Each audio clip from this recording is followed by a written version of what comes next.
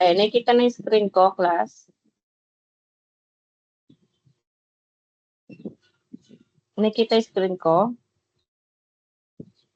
Hello? Yes po. Nakikita na Ayan. po. Okay, sige. So, for our topic for today is Lesson 1, Introduction to Civil Work. Okay, so, yung pinaka-first topic natin, Lesson 1, Introduction to Civil Work. Sige, start na tayo. So, Introduction to Civil Work. What is civil work in construction? So, kung medyo aware na kayo or hindi, sa bagay, kailan pala ang start ng ano ninyo, OJT ninyo, class? Next year? Tama ba? May OJT na kayo next year? Alam niyo ba yon? Or hindi pa kayo aware? Wala? Aware po, miss. Okay. So, ayan. So, if ever man na mag-attend na kayo ng inyong OJT next year, so meron sa inyo yan mapupunta sa site, on-site, meron din siguro sa office base. Diba? Depende kung anong klaseng field of company yung mapuntahan ninyo. So, for that, mas maganda na mahalaga na malaman natin ninyo kung ano ba yung civil work in construction. So, core definition, civil work represents the essential processes involved in the creation and maintenance of infrastructure, including roads, bridges, buildings, and dams. Ayan. Civil construction encompasses all tasks required to complete a project, from initial site preparation to the final function structure. So, ibig sabihin, ang civil site is from the start until the end. Okay? So, mas tatakal pa natin yan later. So, ano yung mga turnkey advantage? So, often referred to as turnkey construction. Yan. This comprehensive approach is more beneficial to customers as it eliminates the need to search for multiple individual contractor. So, yan. The scope spans everything from surveying and excavation to concrete work, masonry, and utilities installation. So, yan. Sisimulan natin ang semester na ito by defining yung exactly na ginagawa natin, di ba? Pag sinabi nating civil works, ito yung kabuuan ng construction project. Hindi lang tayo nagbubuhos ng semento from the moment na damo at lupa pa lang yung site hanggang sa maitayo yung building o tulay. Ibig sabihin yan, civil works yan. So from the scratch until na nagkaroon na tayo ng building na implement, civil works ang tawag dyan. Okay? Sa industry natin, napakadalas nyong maririnig yung term na turnkey construction. So, ano ba ibig sabihin nun? Ibig sabihin nun, pag sinabi ng turnkey construction, ang ibig sabihin ay isang contractor lang ang bahala sa lahat. Sila na sa design, preparation, erection ng facility, finishing, at pati utilities. Sa tingin nyo, class, bakit mas gusto yun ng mga kliyente, yung isa lang, isang contractor lang? Any idea? Class? Magtatawag ako So, let me tawag. Okay, sige. Christian yan. Bakit? Hello po. Siguro po para less yung babayaran po. Okay, pwede. Less yung babayaran kasi isa lang.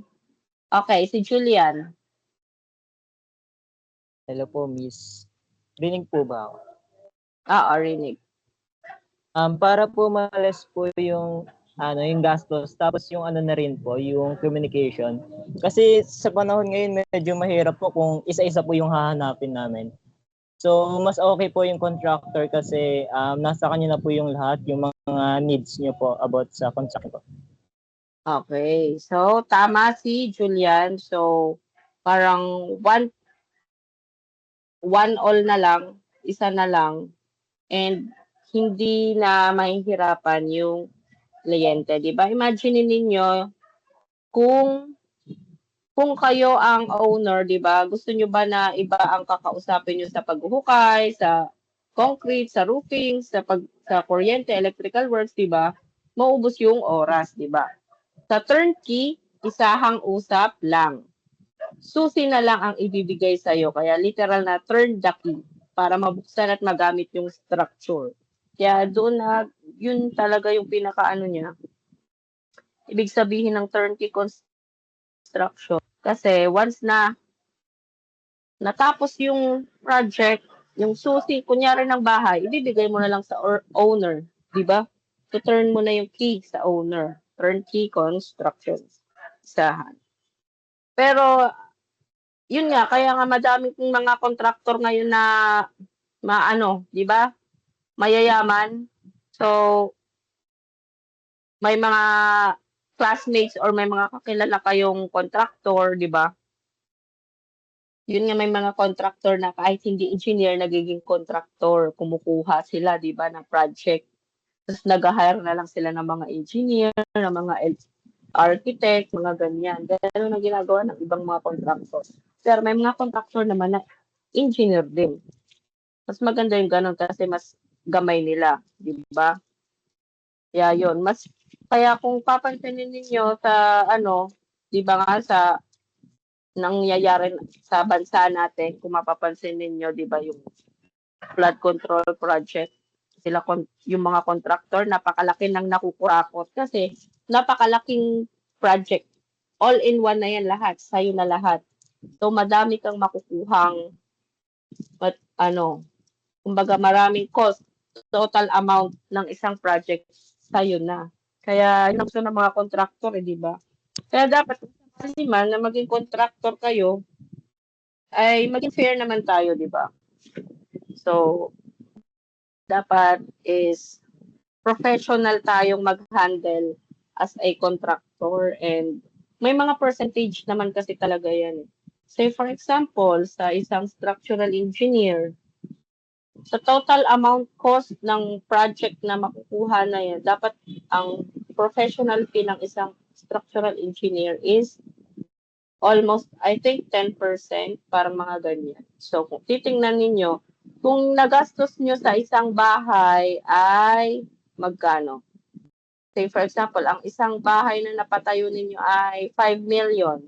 So, ilan ang 10% ng 5 million? 5 million times 10 point times 0.1. So, dapat meron kang 500,000 doon sa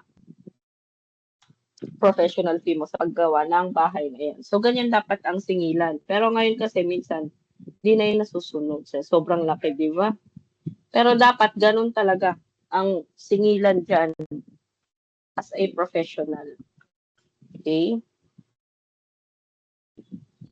So, the phases of civil construction from site prep to structural skeleton. So, meron tayong site preparation muna ang start niyan. Clearing and leveling land, followed by excavation and earth-moving activities to create a suitable foundation for construction.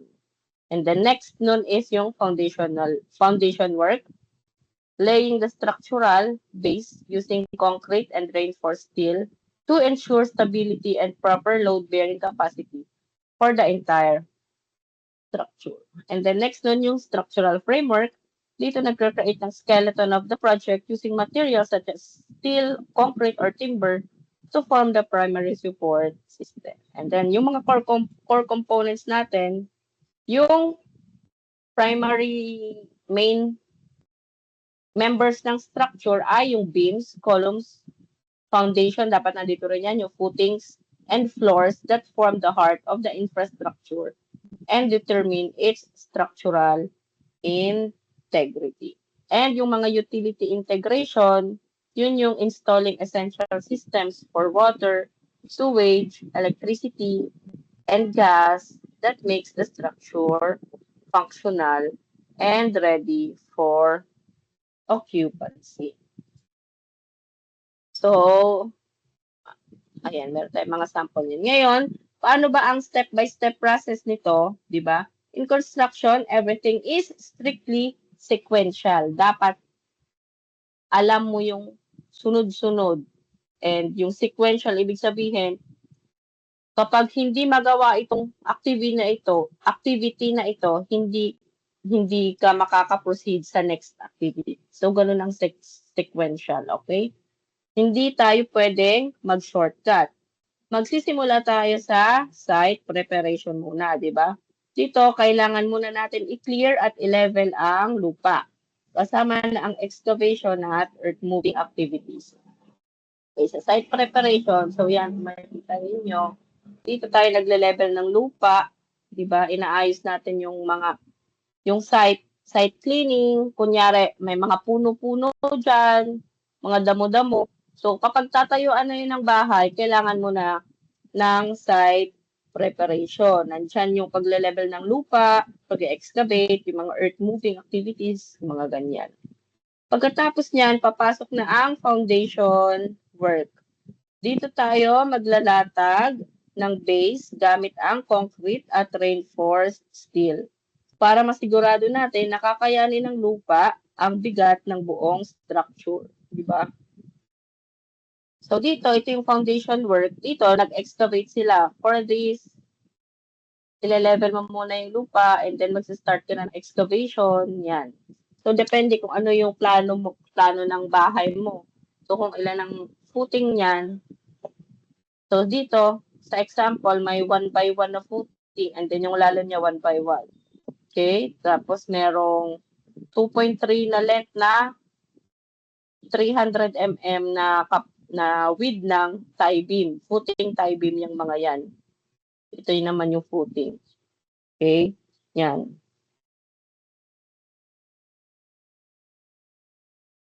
So, yan yung foundation work. Okay? Pagkatapos niyan is yung structural framework, diba? So, sa structural framework, syempre, nandun na rin yung pagbubuhos nung footing and then yung talagang framework ng isang building or ng house na gagawin nyo. So, dito, the structural framework, dito natin ginagawa yung skeleton o buto ng structure gamit ang steel at concrete. Depende, kung steel structure yan, makikita nyo dito mga I-beams, wide flange. Pero sa example ko is reinforced concrete muna tayo. Okay? Kasama na dyan ang pagbuo ng beams, ayan, columns at floors natin. Yan. Pero take note class, bago pa man matapos ang framework na yan, dapat nakaplano at naka-install na ang mga utilities natin, gaya ng water, sewage, electricity lines, yung mga ganyan. Bakit? Kasi syempre, para maiwasan yung paggiba. Kasi di ba yung mga electrical works na yan, nakatago yan sa mga pader, minsan naka-splice yan doon sa loob ng mga pader, ng column. So, mas maganda na kasama na siya. So, dapat coordinated kayo dyan sa site. So, if ever man na nagbubuhos na, dapat meron ka ng electrician na maglalatag na ng kuryente, ng wires ng kuryente para maisama siya sa buhos, yung line nun. Kasi pag hindi, magbabakbak ka na naman nun, di ba? Pangit tingnan, di ba? Gigibain ulit natin yung natapos na semento para lang magpasok ng tubo, di ba? Kaya these systems are essential to make the infrastructure functional and safe. Kasama rin sa phase na ito yung paggawa ng roads and pavements para sa accessibility ng project natin. So, yan. So, yan. Dito, makita nyo naman dito yung core components, di ba? Pag sinabing core components, yun yung mga structural main members ng isang structure. Hindi pwedeng mawala. yung column, beams, slab, footing. Kasi ang hindi naman, ang non-structural members, yung mga walls, mga pader, kasi CHB lang yan. Pero itong framing works natin ay talagang core components yan. Essential yan sa ating pagtatayo ng isang building. So next, we have the 5 branches of civil engineering works, di ba? Specializations within the industry. So first is yung construction engineering and management, focusing on building structures in the most efficient, safe, and sustainable ways while managing resources, timelines, and budgets effectively. Okay, so ito yung mga taong, ito naman yung mga workers, yung mga roles ng mga engineers. So meron kang engineer sa construction, management, meron din tayong engineer sa geotechnical engineer, and meron din tayong mga structural engineering, meron din tayong mga transportation engineering, and sa mga water engineering, diba? So what is, dito tayo sa construction engineering management. Civil engineering is a massive field, kaya hinahati-hati natin siya sa 5 major branches, di ba? Yung una, yung construction and management engineering.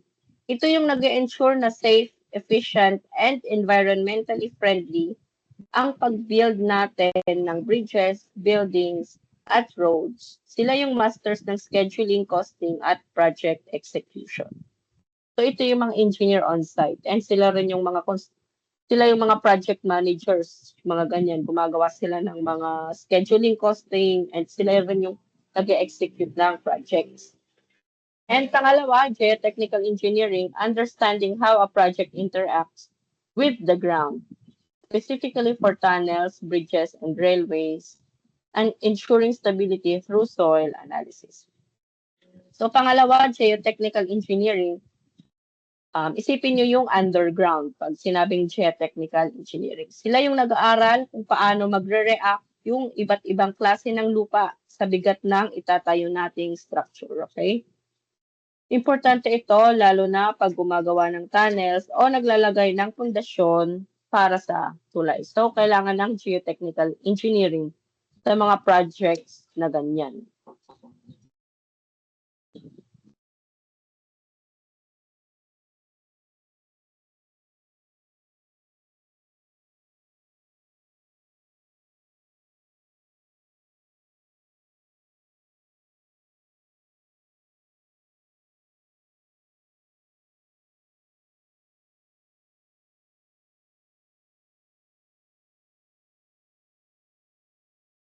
Ayan, sorry class kasi may kumatok. Ayan, so nasa na tayo? So yan, sa mga geotechnical engineering, sila yung nag-aaral ng lupa. So sa isang, mag-ano muna tayo, dito tayo sa, kunyari sa isang residential house. Based on my experience as a structural engineer, yung ibang nagpapagawa ng bahay is hindi na sila nagpapagawa ng soil test kasi mahal yan eh. Ang soil test ay ginagawa ng isang geotechnical engineer. Okay? So sa soil test, malalaman natin yung soil bearing capacity ng isang lupa. Doon mo malalaman kung malambot o matigas ang lupa. Doon ka magbabase ngayon sa paggawa mo ng foundation mo, ng footing mo. Pero based on my experience, yung mga ibang clients ko, hindi na sila nagpapagawa niyan. Lalo na kapag 2 floors lang ang bahay nila. Not unless ay hiningan sila ng munisipyo. Kapag 3 floors and up na yung bahay, kailangan mo na ng soil test. Okay, so dyan, mag-hire ka ngayon ng gumagawa ng soil test report ng isang geodetic engineer or geotechnical engineer, mga ganyan. Geotechnical engineer. So, kukuha sila ng sample ng lupa, okay, and then, i-test nila yan sa laboratory testing, and then malalaman kung ano yung kind of lupa, kung silty, sandy, clayey, kung ano yung saturation, kung matigas or hard, mga ganyan. So, kapag maganda ang lupa, ang normally is SD yan. Type of soil niya is SD. Type 4, SD. And then, medyo magandang kind of soil is nasa 3,000 PSF, which is 144 kPa. So, yan, kapag yan, mga safe ka. So, kapag mga 2 stories naman ang aking mga ginagawang bahay, pinapadesign sa akin, is nag-a-assume ako niya ng 144 kPa to 150 kPa. Okay? Para magawa ko or ma-design ko ng maayos yung mga footings. Okay? Based sa pagiging structural engineer ko. Pero depende yan, ha? Lalo na ngayon, kunyari, isipin nyo kung katulad dito sa Marikina. Ang Marikina, binabaha ang Marikina. So, syempre, mag-iisip ka, malambot ba lupa dito? Lalo na kapag malapit ka sa river. So, syempre, isipin mo kung malambot ba ang lupa dyan. So, as an engineer, pwede nyo ring requestan yung client na, sir, baka pwede tayong magpa-soil test na gagawin yung bahay para maka-make sure tayo kung malambot o matigas yung lupa ninyo, di ba? So, kung galante si client, walang problema. O, di magpapa-soil test siya. Malalaman nyo kung ano talaga yung soil bearing capacity ng lupa nyo, di ba? Based sa soil test. Pero kapag specifically, ang mga tunnels, bridges, and railways na yan, kailangan talaga yan ng geotechnical engineering. Kasi may mga ginagawa pa sila dyang mga design underground, di ba? Meron tayo dyang tinatawag na mga slope protection, pinapatigas yung lupa or meron pang mga board piles kung sakaling malabot ang lupa, mga board piles ang ginagawa. So, yan ang role ng isang geotechnical engineer. Okay? So, third is structural engineering, analyzing and designing bridges, towers, and dams to ensure they are safe, economical, and aesthetically pleasing while meeting all structural requirements. So this is nasa civil site works naman tayo. Kaya ito yung mga examples niya, di ba? Bridges, towers, and dams. Yan yung sa mga structural engineering. Pero in general, vertical and horizontal, pasok dito sa structural engineering. So what do you mean pag sinabing vertical buildings? Ibig sabihin, pag sinabing vertical buildings, yun yung mga buildings, mga structure, na ginagawa patayo. So, vertical structure and horizontal structure, I mean. So, pag sinabing vertical structure, yun yung mga patayo siya na ginagawa katulad ng bahay, ng buildings, ng warehouse, commercial buildings, and towers, mga ganyan. Pag sinabi namang horizontal structure, yun naman yung mga structure na ginagawa horizontal. Example is yung bridges, yan, dams, railways, train, roads, ano pa, mga ganyan. Tulay, roads, mga LRT, MRT, yan ang mga horizontal structures. So, dito sa structural engineering, ito mismo yung field ko, di ba? Trabaho natin dito is analyzing and designing structures para masiguradong safe, sustainable, and economical at pleasing to the eye. We use heavy math and physics para malaman kung kaya ba ng structure i-take yung loads at kung magiging stable ba ito throughout its service life. So, as a structural engineer, may mga programs tayong ginagamit dyan. As for me, ang ginagamit ko ay STAAD. Yan. Okay. STAAD ang ginagamit ko. Wait lang class ha, may nag-doorbell kasi. Saglit lang ha. Mute ko muna ha. Wait lang po.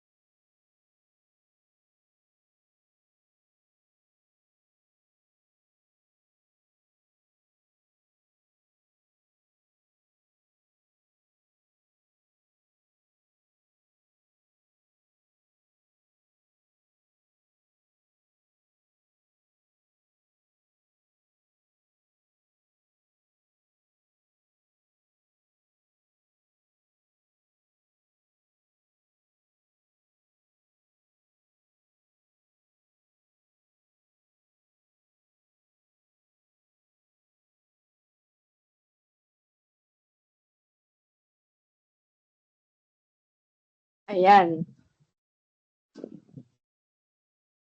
Okay. So, next is, pang-apat is transportation. Sorry. Inom lang ako.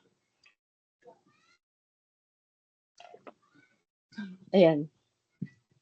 Pang-apat is transportation engineering.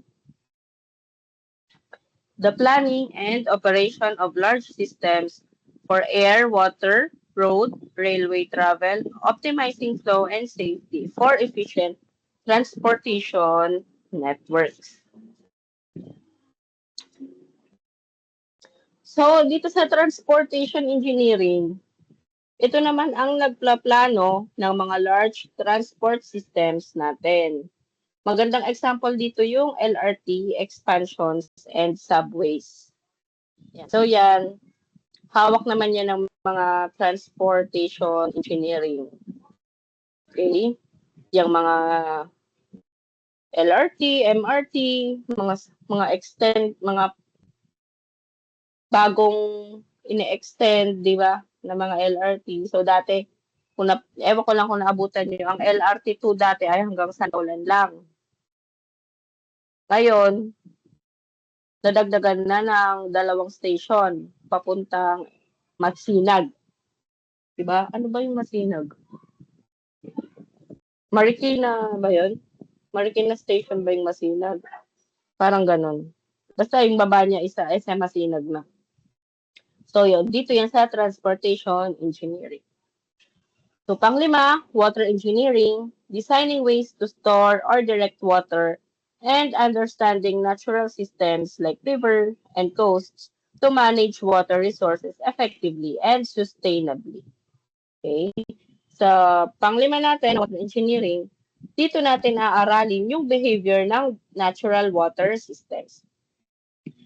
Example dito yung Marikina River.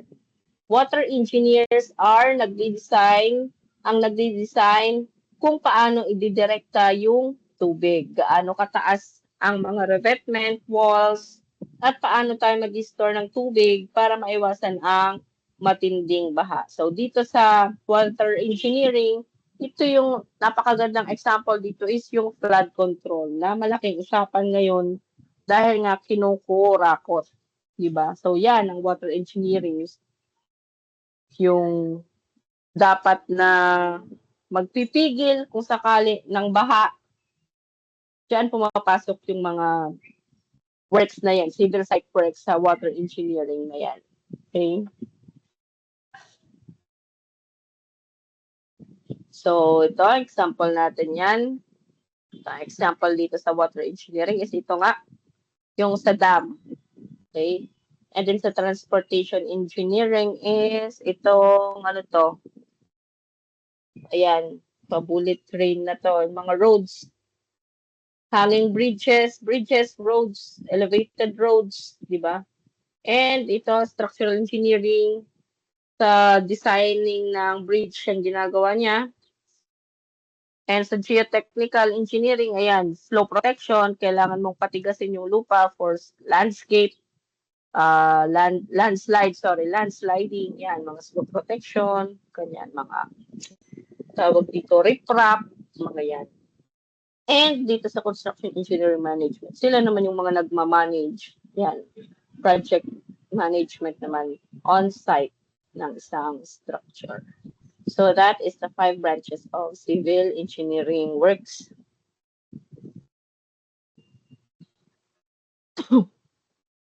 Dako tayo ngayong class dito sa civil site works.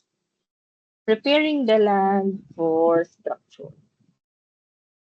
Also, first is yung surveying. The critical first step involving precise positioning and measurement to create topographical maps and establish accurate land boundaries for the project. So dito, ito yung start, di ba? Moving on to civil site works muna. Ito yung scope of work na related sa exterior ng projects natin. Ang pinakaunang step dito ay yung, ito nga, yung surveying. Surveyors are experts in measurement, okay? So, dito, sila ang gumagawa ng accurate topographical map at nagsisettle ng land disputes. Class, ito, question. Ano sa tingin ninyo ang mangyayari kung nagkamali ng kahit 1 metro lang ang surveyor sa sukat niya? Ano sa tingin ninyo, class? Kung nagkamali ng isang 1 meter. Okay, sige, Julian. Hello po, ma'am. Kung sakaling po magkamali po yung surveyor po na sa sukat po, tapos magkaroon po ng isang sobra kahit 1 meter lang po, magkakaroon po siguro po ng kaso po. Pwede po magkaso po yung kabilang lupa kasi hindi niya naman po sakop yun. Okay, tama yon. So, tama si Julian, di ba? Exactly yon. Kasi baka sa property na ng, kunyari, ng kapitbahay, yung 1 metro na yon, di ba? Doon ka nakapagtayo, di ba? If ever man na nagkaroon ka ng discrepancy kahit 1 meter lang, demolition ka agad yun. And kaso ang aabutin, di ba? So, napakalaking case niyan, if ever man, di ba? Away pa yan sa lupa. So, kaya mahalaga na yung pagsusurvey natin, lupa is accurate. And dapat hindi ka nakainom. Di ba? Dapat hindi ka lutang, hindi ka puyat, mga ganyan. Dapat accurate ka sa pag-survey mo ng lupa. Lalo na, kasi kunyari, kapag bibili ka ng lupa, kailangan mo yan survey yung lupa na yan para sa deeds of sale na isasubmit mo, di ba? Para magkaroon ng land title. So, dapat tama yung pagkakasukat mo ng lupa na yan. Yung critical first step yan. So, yung iba nga dyan ay sinasamahan pa yan ng owner para mag-guide talaga yung surveyor kung saan talaga yung lalagay ng ang tawag dito, marker, yung marker na concrete na binabaon sa lupa para malaman na this is our land property. Okay? Yun. So for that, ito yun. Ito. Example ko yan. So dito, nagsusurvey siya yan. Nalagyan niya ng mga tali, di ba? Yung pagsusurvey ng property kung saan man itatayo yung bahay. So next is yung excavation and grading, di ba? Removing trees and shrubs while flattening the land to proper specifications, including erosion control measures to prevent wind or water damage. So dito sa survey, dito, ayan, medyo may mga pinagtatatanggal na trees and shrubs. Diyan naman yung mga excavation and grading.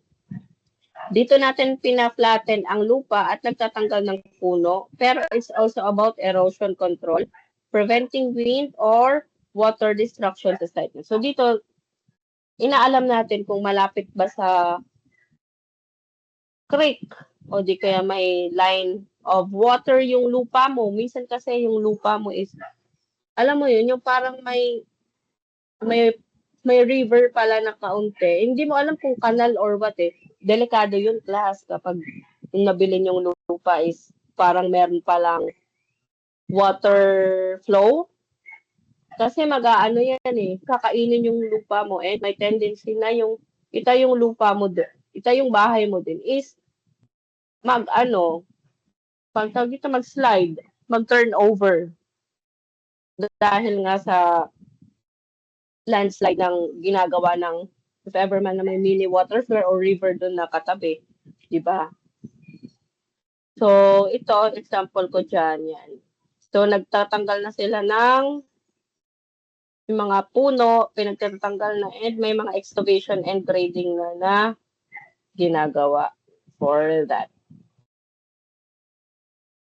So, site utilities, bringing gas, water, and fire mains to the building using materials like cast iron or thermoplastic pipes to ensure proper infrastructure connections. So, ayan. Then we have the site utilities kung saan naglalatag na tayo ng mga tubo Para sa gas, yan, water, electric, at sewer. We use different materials here like cast iron, concrete, or thermoplastic pipes. Depende kung ano yung usage. Okay. So, for that, so ito yan. So, dito yan, naglalatag na sila ng mga tubos. Tulad yan. So, ito, yung red is electric. Yan. Yung orange is for communication. Yan na yung mga internet cables. Sewer naman yung green. Water yung blue. Irrigation yung violet. Dito. Yan, violet irrigation. And water yan, blue water. Gas and oil is yellow. So, yan. Ito naman yung sample na isa. Okay? So, next is paving. Creating solid surfaces for roads and parking lots that aid in erosion control and provide space for material storage during construction. And lastly is yung landscaping. Examining soil qualities, terrain characteristics, and native flora beyond aesthetics to create sustainable and functional outdoor environments. Kasama ka din dito sa civil site works. Itong dalawa nga, paving and landscaping. Kasi akala ng iba, aesthetic lang yung landscaping. Pero in reality, you must consider the terrain, soil, qualities, and potential erosion during landscaping. Hindi lang siya pangpaganda. It protects the structural integrity of your exterior. Okay? So, ito yung sa may paving ko. Yan, about naman yan sa mga roads. Diba for soil erosion and minsan sa mga daanan and landscaping. So dito, landscaping dito sa may island aisle. Yan ang nila-landscape din ngayon. Diba? Okay. So, landscaping is balance din yan. So, hindi naman pwede kasi puro konkreto na ang ating mundo. Kailangan natin ng landscaping, which is natural soil, natural na may tumutubo talaga ng mga damo, mga halaman dyan. Para may balance pa rin ang earth. Diba? Next is ito, concrete method in site work. Difference between cast in place and precast concrete. Two primary methods in site work. Yan, yung primary method, dalawang primary method yan sa site work. Una is yung cast in place.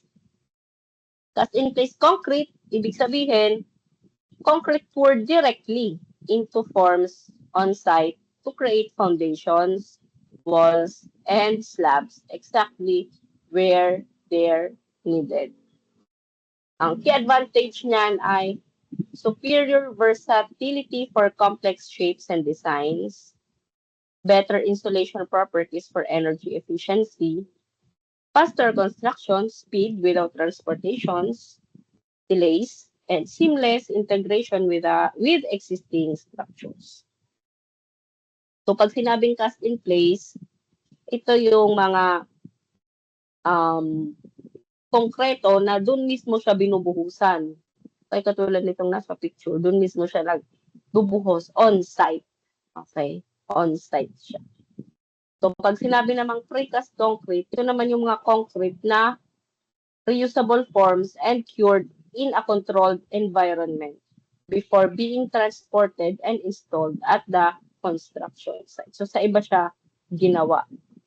Sa planta, may mga ganyan. So, tingnan muna natin yung key advantage. Great control over material quality and consistency. So, medyo maganda yung quality nito kasi nga kontrolado yung environment mo. Okay? Walang moisture, mga ganyan. Precise manufacturing ensures higher accuracy. Reduced on-site labor requirements. Quality assurance through controlled curing conditions. Ayan. Yan. So, dito na tayo sa isa sa pinaka-importanting materyales, yung concrete, di ba? Sa site work, yun nga, dalawa nga ang method natin, cast in place and precast. Pag sinabing cast in place, yun nga, literal na ibubuhos natin yung semento sa mismong formwork, sa site, para makabuo ng foundation, slab, or sidewalk. Literal na doon mo ibubuhos yon. Maganda ito kasi superior siya sa versatility. Kung ano yung hugis ng form mo, susundin niya. Kaya dapat yung pagpoporma mo, maayos. Kasi kapag yung column mo talaga square, square dapat yan. Baka mamaya naging trapezoid yan. Or tawag dito, diamond. Hindi pwedeng ganun, di ba? It also provides great insulation and strength kapag buhos, di ba? So ano naman ang precast? Ito yung mga sementong ginawa at pinatuyo or cured sa isang controlled environment o planta bago pa mandalhin sa site for installation. Example nito ay yung mga malalaking drainage pipe. Sorry. Yung mga malalaking drainage pipes or highway girders, yan, sobrang laki. Kailangan nilang i-precast yan sa company or sa plantation, di ba? Ano ang advantage ng precast? It gives the contractor more control over material quality, di ba? Kasi sa planta, kontrolado natin ang temperatura at moisture. Walang ulan o init na makakaapekto sa pag-cure ng semento. You just drop them into place pagdating sa site. So, yun ang kagandahan. Pero, maganda rin naman yung cast in place kasi, ano siya, connected siya as a whole. Sa column mo, sa slab mo, nag-gets nyo ba ako? So, yung structure nyo is walang pin support kasi fixed siya lahat. Diba? Pagdating kasi dito, mayroong mga syempre, portion lang yan di ba? So, tulad yan. So, tuwing cast in place, dyan ka nagbubuhos directly on forms. Ito naman yung precast. Ayan yung sinasabi ko lang. Isa transport pa yan, tapos lalagay sa site yan. Buhos ng pader, mga ganyan. So, on-site siya nagbubuhos. Ito naman, tina-travel pa. Okay, so yan dito, magkakaroon ka ng, kailangan mo ng matinding design. Meron namang mga design na yan kapag mga precast talaga. Okay, pero sa Philippines and hindi naman, gumagamit naman talaga ng precast sa Philippines. Pero limit natin sa isang bahay, residential house. Pag residential house, cast in place tayo doon. Okay? Mas maganda ang cast in place na bahay kaysa sa precast. Kasi ito, as a whole to So talagang nagagawa mo yung bahay na konektado talaga. Kasi doon mo siya nilagyan ng splicing and binubuhusan. Okay? So next is, ito na. Major categories of construction. So, classifying the built environment. So, meron tayong 4. Ayan. Meron tayong ano ba ito? Let's classify itong mga construction into 4 major types. The easiest way to remember the difference is to ask, sino ang gagamit at sino ang nagbayad? Para mag-gets natin. Diba? Sino ba ang gagamit at sino ang nagbayad? So, sa residential building, ito yung nagpro-provide ng housing para sa mga tao. Kasama dyan ang apartments, condos, dorms, at pati garage and utility shed. So, pag sinabing residential buildings, ayan, for people, di ba? And for housing. Pag sinabi namang institutional and commercial buildings, ito naman yung mga schools, hospitals, shopping center, at skyscrapers natin. Okay? So, medyo malalaki na to. Pag sinabing commercial, as the term ng commercial, di ba, kailangan ng public service. Tulad ng hospital, di ba, ng school. So, may mga parang ginagaderan ng mga tao. or service. Okay? Pag sinabing specialized industrial construction, ito yung mga project na kailangan ng napakataas na level ng technical skills and specialization. Hindi ito kayang gawin ng ordinaryong contractor. Example nito ang oil refineries, yan, mga nuclear plants, nuclear power plants, at hydroelectric power plants. Usually, malalaking for-profit corporations ang nagpapagawa nito. So, yun, yung mga industrial construction, may ano rin siya, may purpose din siya. Parang mga plantations, mga ganyan. Malalaking kind of industrial na siya. So, yun nga yung mga oil refineries, kung saan ginagawa yung mga yan, mga nuclear power plants, ganun. And next is yung infrastructure and heavy construction. Ito naman yung ginagawa para sa public interest. Gobyerno madalas ang nagpapatakbo at nagpapondo nito. Kasama rito yung upgrading ng railways, communications, at roads natin sa syudad. So, isama mo na dito yung airport. Yan, yung mga infrastructure and heavy constructions. Mga LRT, MRT, mga trains, yan. Sila yan. So, that is the 4 major construction categories natin: residential, institutional, specialized industrial, and infrastructure. Okay, so that's the end of our tawag dito, our PowerPoint and topic. So my question, class, so that is the lesson for lesson 1, which is yung introduction to civil works. Civil work in construction. Ayan, stop sharing ko muna, okay? So, itong ating PowerPoint na ito ay isi-send ko ito sa GC natin, and gumawa ba ako ng ano dito? Gumawa ba ako ng classroom? Wala pa, no? Hindi pa ako gumagawa, no? Ng classroom. MS Teams lang. Ayan. So, do you have any question, class? May questions?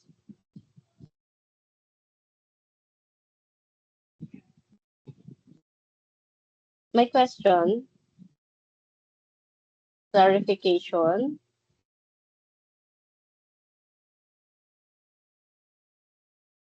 Wala. May mga hindi pa naka-ano, hindi pa naka-attend or what? Ayan. So, yun yung ating topic 1. So, next Monday naman yung sa ating lesson 2, which will be presented by lecture 2 is presented by group 5, tama ba? Civil engineering works and building works. The members are Ortiz, Paladan, Peñaflor, Principe, Regalario, Rivera, Saludar, Santos, Villarta, Virtudazo, Yapit, and Jokwe. Ayan. So, nandito naman ang group 2, di ba? Okay. Ayan. So, sige. Para baka may next kayong subject, di ba? Di-dismiss ko na kayo kaagad. And naka-record naman ito. Don't worry, dun sa mga hindi naka-attend, pwede ninyong mapanood ulit siya dito sa Teams. Okay? And if ever man na hindi nyo ma-download, sabihan nyo ako para tingnan natin kung saan natin siya i-upload para ma-send sa inyo. Okay? Sige. Kung wala na tayong question, class, para sa ating topic, may I request na lang everyone po, please, to open lang yung cam natin for our photo docu lang po.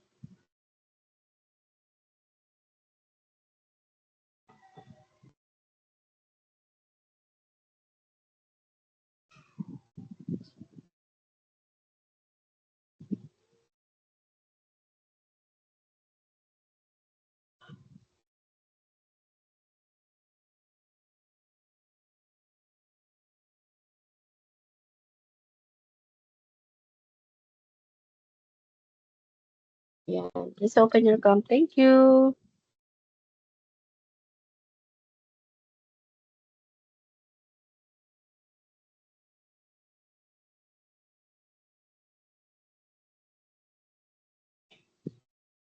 Okay. So, pa-open ha. Yung mga walang cam, please raise your hand para kasama kayo sa screenshot. Okay? Sige. 5, 4, 3, 2, 1. Okay. Stay, smile. Okay. Wait lang. Okay. Thank you, class. And see you again next Monday. Thank you po, ma'am. Bye-bye. Thank you po, ma'am. Thank you po, ma'am. Thank you po, ma'am. Okay.